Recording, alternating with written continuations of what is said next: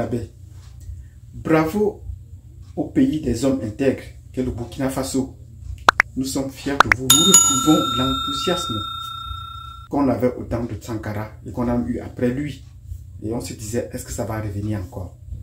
Donc dans cette vidéo, je vais essayer d'expliquer l'enthousiasme qui m'anime, ce que le peuple a fait et ce qu'on attend encore au niveau individuel, ce que le président est en train de faire. Donc pour bien comprendre, installez-vous confortablement, vous connaissez ce qu'il y a à faire, abonnez-vous, cliquez sur la notification et surtout partagez cette vidéo. C'est un message au peuple burkinabé pour leur force et pour leur courage. A tout de suite.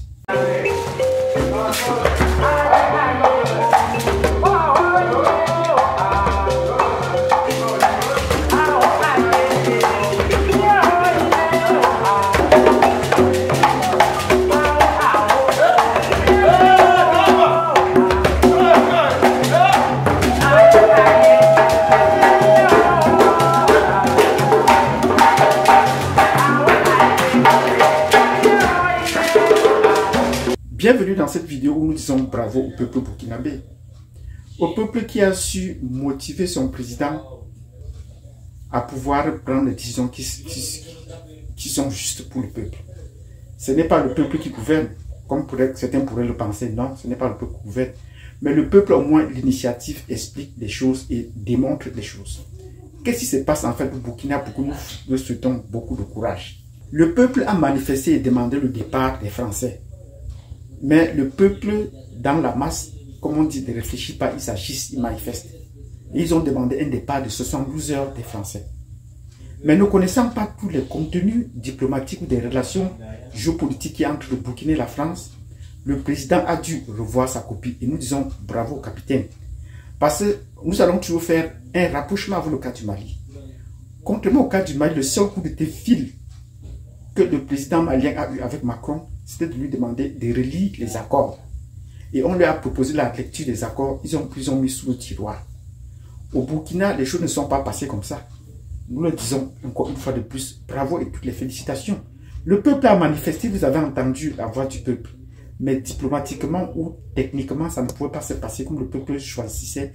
Ça veut dire au bout de 72 heures. Le président a pris donc, première des choses, mettre le décret face au public qui justifie son action. Et en lisant ce décret, qu'on ne nous dit jamais, qu'on ne nous montre jamais, nous continuons à leur dire merci et bravo pour cela. Le président a donc expliqué l'action qu'il fallait prendre et tout est contenu dans l'accord qu'on a pu expliciter, qu'on a pu que dévoiler. Or, le dernier accord, c'était un accord de 8 pages contenant 16 articles dont on a fait le résumé, vous avez vu. Mais pour ceux qui ont cherché, ils ont trouvé que cet accord était 8 pages et contenait 12 articles. Le dernier article donc qui prévoyait de renoncer à ce contrat, qu'une partie peut dénoncer ce contrat. La France a souvent utilisé cet article à son seul profit et ne s'était jamais imaginé qu'un peuple africain pouvait dénoncer cet accord, prendre l'initiative de dénoncer cet accord. Et c'est comme ça, chaque fois, pour faire du chantage aux pays africains, on utilisait souvent cette formulation pour dire au peuple africain, oh, dans un mois, on pourrait arrêter la coopération si les choses ne vont pas comme ça. Et dans ce sens, on faisait plier les chines donc, au président africain. Donc, ça nous servait d'élément de chantage. Nous disons bravo au gouvernement qui a dû utiliser maintenant cet avantage contre la France. Et il faudrait qu'on appelle les autres présidents à pouvoir démonter ou à pouvoir lire ces mécanismes que la France, dans ses accords, nous offre pour pouvoir renoncer à tous ces accords. Et tous ces accords peuvent être dénoncés. Donc, nous les disons, nous continuons à leur dire bravo pour cela. Le Burkina a pris les choses de la bonne manière. Et c'est une revue, c'est une façon revue et corrigée de ce que fait le Mali. Parce que le Mali peut-être allé de façon plus brutale avec les 5 colonels à qui nous disons merci, beaucoup de courage. Mais le Mali et le Burkina s'est appuyé sur cette démarche et a pris les éléments du droit. Alors que le Mali a pris plutôt le droit de la force. Ici, le Burkina a pu mettre en avant les éléments du droit. Donc, la force du droit. Et on attend la prochaine étape, qui sera effectivement le droit de la force. Donc, nous leur disons bravo de pouvoir lire ces accords, de pouvoir les expliquer. Maintenant, comment la partie française a réagi? On a interrogé le président Et le président a menti à Mondovision qu'ils attendaient des clarifications, qu'ils n'étaient pas au courant et tout cela. Ce qui n'est pas vrai. Parce qu'il faut comprendre que les pays subsahariens sont dirigés par une cellule privée de l'Élysée. C'était d'abord ce qu'on appelait, pour ceux qui ont de ma génération, ce qu'on appelait le ministère de la coopération. Les pays subsahariens dépendaient du ministère de la coopération. Et pour bien vous faire comprendre, les pays de l'Afrique du Nord faisaient partie du ministère des Affaires étrangères où on avait des alliances françaises, mais en bas, on avait des centres culturels français. Donc, il y avait cette nuance. Même si les noms ont changé aujourd'hui, mais ça ne change pas. Mais la façon de fonctionner n'a pas changé. Donc, les pays subsahariens dépendaient anciennement du ministère français de la coopération. On a décrit ce ministère et puis c'est rentré à l'Élysée comme une cellule privée de l'Élysée. C'est la raison pour laquelle vous allez voir, quand le président décide d'envoyer des troupes en Afrique, il n'a pas besoin de passer par l'Assemblée nationale. Mais pour envoyer des troupes en Syrie, il faut passer par l'Assemblée nationale. Parce que là, ça relève du ministère de l'Éducation, parce que ça relève du ministère des Affaires étrangères.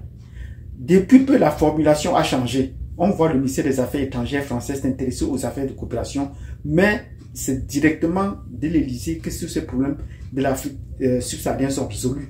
Donc, Macron ne pouvait pas dire que les ambassadeurs que lui nomme direct et qui gère directement ne pouvait pas recevoir une lettre et ne pas le faire parvenir à l'Élysée. À l'Élysée qui va faire parvenir, ce n'est pas par le ministère des Affaires étrangères, c'est directement à l'Élysée. C'est un coup d'État à l'Élysée. Donc voilà comment un président français ment et demande des clarifications.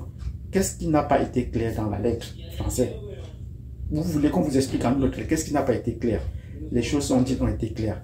Malheureusement, ils ont reconnu à la fin, et nous leur disons qu'ils aient le courage de reconnaître leurs propres fautes, et ça va continuer ainsi dans d'autres pays. Qui sera la suite? C'est ce que nous attendons. Donc, disons, bravo au peuple burkinabé, bravo au gouvernement. On connaît déjà le ministre, de porte-parole du gouvernement, qui viennent de façon posée expliquer les choses comme ça se doit. Pas plus le président. Donc, voilà une revue corrigée, également du Mali. Le président n'intervient pas, chacun fait sa tâche.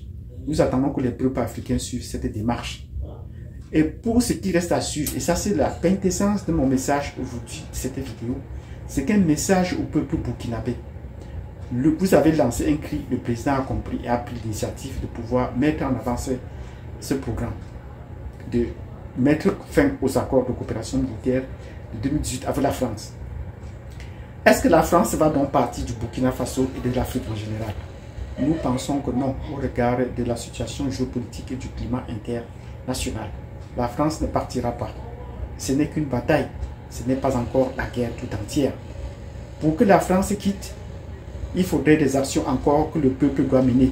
Et maintenant, le gouvernement a pris l'action de rompre les accords militaires. Mais est-ce que ça rompt les accords financiers? Non. Est-ce que ça rompt d'autres accords de coopération? Non. Les secteurs où la France y est. Donc il revient maintenant au peuple burkinabé et à chaque individu, à chaque groupe d'individus, de voir ses relations avec les affaires de la France. Nous savons que les Français sont dans les banques, les finances, les hôpitaux et tout cela. Commençons déjà par un boycott personnel puis collectif des Français. C'est la seule façon de les chasser. Tant qu'on va résilier les accords et que sur le terrain, nous allons continuer à nourrir le bras qui nous frappe, on ne sera pas sorti de l'auberge. Donc, nous disons que le peuple burkinabé commence à identifier les produits français et à les boycotter. C'est la seule façon de les faire plier les Chines. La seule façon de les partir. Et comme ça, vous pourrez demander plus tard au gouvernement de nationaliser toutes les entreprises étrangères, toutes les multinationales. Voilà, toutes les multinationales. Il faut les nationaliser au cas où on ne peut pas les boycotter. Donc, nous demandons au peuple burkinabé, le boycott des produits français déjà sur le territoire, et de là, il demander la nationalisation des multinationales ou des entreprises françaises sur le territoire, notamment le chemin de transport, le chemin de fer. Merci. Si vous avez bien compris cette vidéo, vous nous mettez des pouces, vous vous abonnez, vous cliquez sur la notification et surtout partagez-la et que chacun à son niveau prenne des actions contre la France. Nous allons faire une vidéo spéciale sur les actions à mener contre la France. Merci, bravo et à plus tard.